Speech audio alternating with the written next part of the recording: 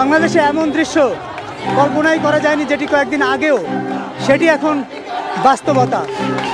আরেকটি গণ অভ্যুত্থান ঘটে গেল বাংলাদেশে এবং ছাত্র আন্দোলনের মধ্য দিয়ে সেই গণ অভ্যুত্থান এবং সরকারের পতন ঘটল এবং এই পতনের সাক্ষী হতে, উল্লাস করতে রাস্তাঘাটে এই মানুষের ভিড়।